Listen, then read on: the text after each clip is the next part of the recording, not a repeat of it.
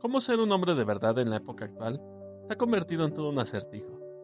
En la actualidad existen un montón de personas que nos dicen todo lo malo de la masculinidad como la conocemos y otros que nos quieren decir qué es lo que realmente significa ser un hombre, desde cómo debes de vestir, cómo debes de actuar y hasta cómo deberías de pensar. Sin embargo, para mí esto más bien se resume en un par de preguntas. ¿Quién eres?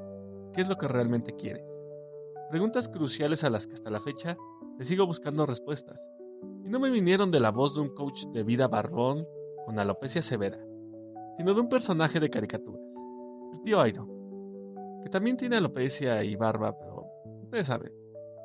El tío Airo es un clásico anciano que sirve como guía para el héroe de la historia, pero la realidad es que este personaje esconde más profundidad de la que vemos a simple vista, y esto resuena fuerte en la actualidad con el dilema de lo que se supone que un hombre debería de ser. Estás en el fanzine, y el día de hoy vamos a ver los secretos que esconden tras la sabiduría que nos presentó el mejor tío de la animación, y cómo estas enseñanzas podrían ser cruciales para entender de qué se trata ser un verdadero hombre en el complicado mundo actual. Capítulo 1. El general que colgó la espada de la guerra. Al principio de Avatar conocemos al tío Airo como el estereotipo de maestro, un personaje que cumple un rol dentro de la historia, como guía para el héroe, pero esto rápidamente se separa de otros maestros, ya que Airo no guía a nuestro héroe, que en este caso sería Aang, sino que sigue y guía a quien podríamos considerar como el villano de la historia, el príncipe Zuko, un príncipe desterrado por su propio padre, quien lo sentenció a pasar el resto de la vida en búsqueda del desaparecido Avatar, para así recobrar su honor perdido. Entonces, ¿cómo fue que Airo terminó siguiendo a su sobrino al exilio? Realmente Airo no siempre fue el viejo rechoncho bonachón y amante del té que conocemos al principio, sino que en el pasado fue un legendario y temido general, conocido como el Dragón del Oeste, que casi termina la Guerra de los 100 años, y de hecho, él era el auténtico heredero del trono de la Nación del Fuego. Airo, al igual que su sobrino, creció en la Nación del Fuego, aprendiendo y asumiendo que ellos eran los salvadores del mundo, que su misión sería crecer para formar parte de una guerra absurda. Asumió que estas creencias e ideologías como ciertas.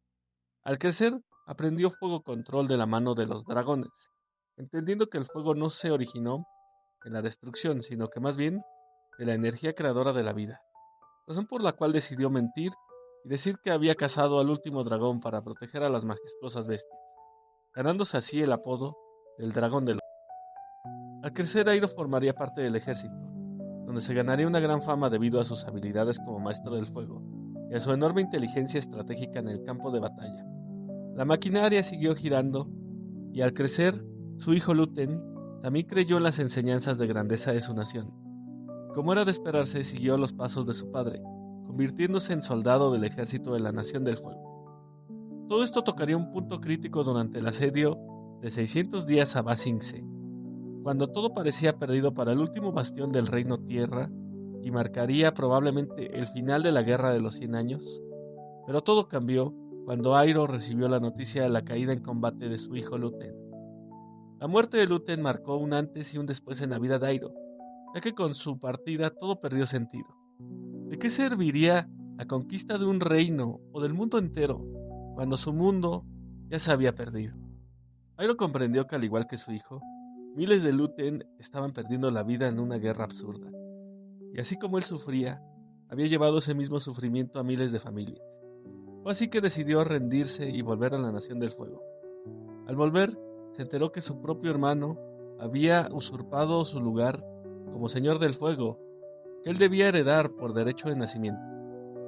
Pero eso a Airo no parecía importarle, ya que ahora se había dado cuenta de que todo lo que creía acerca de la Nación del Fuego eran mentiras.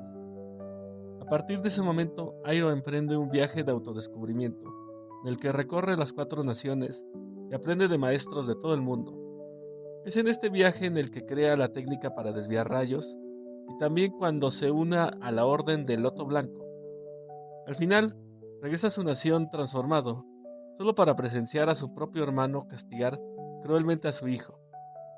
Y entonces, ¿de qué le podía servir tanto conocimiento, tanta sabiduría, si no podía salvar a otro chico que simplemente soñaba con servir a su nación?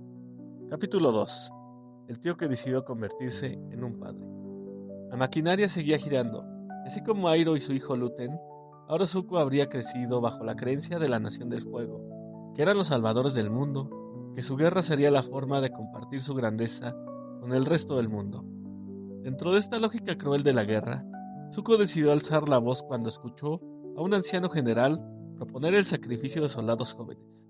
Como castigo, su propio padre le marcaría de por vida y lo sentenciaría al exilio.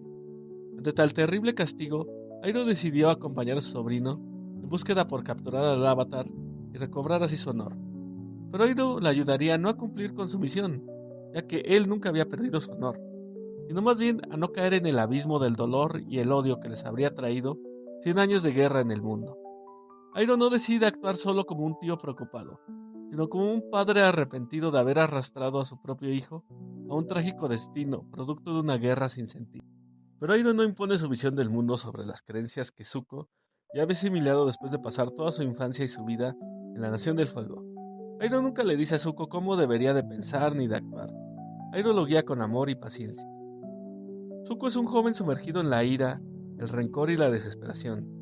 Al principio de la historia es un verdadero dolor de cabeza, empeñado en capturar al Avatar para recuperar su honor.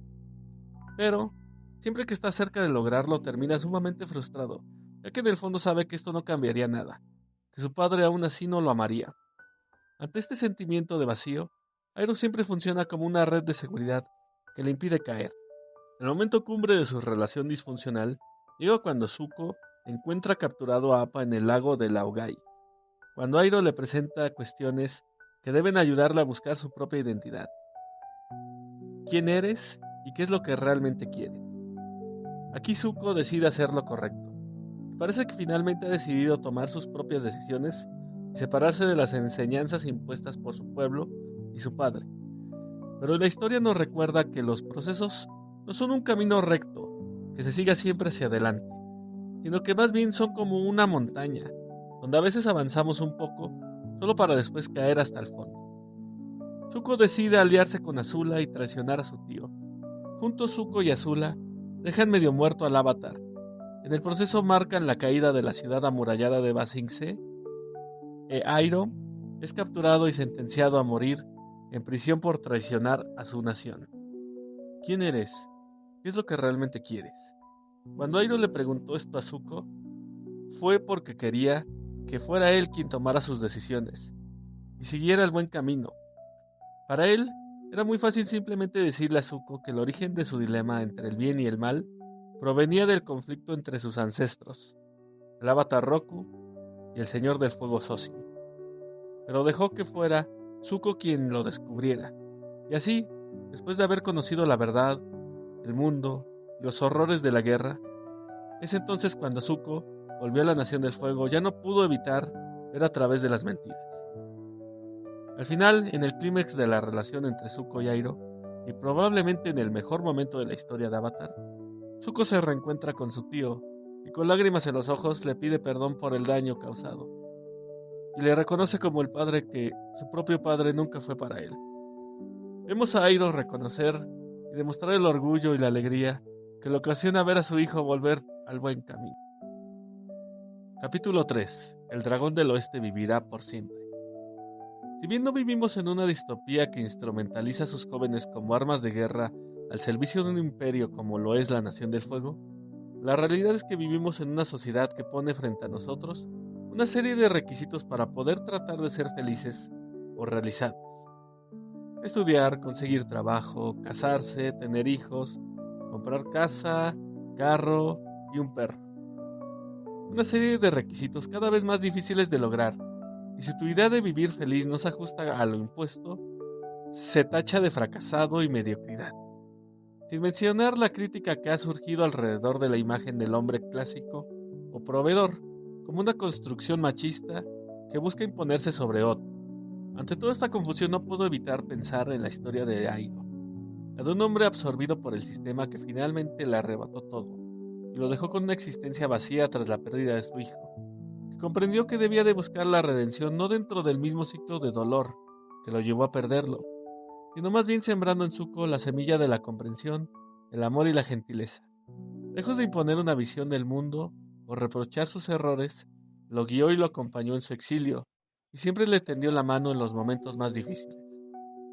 En la actualidad, cuando parece que existen bandos de personas tratando de imponer la idea de que todo lo pasado fue mejor, contra los que piensan que todo lo pasado debería de ser olvidado, yo pienso que deberíamos de tratar de ser más como el tío Airo, entender a los otros como otro ser humano y tender la mano.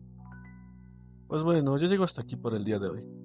Si te gustó el video, regálame un like y suscríbete, que eso me ayuda un chingo. Nos vemos, hasta la próxima. Bye.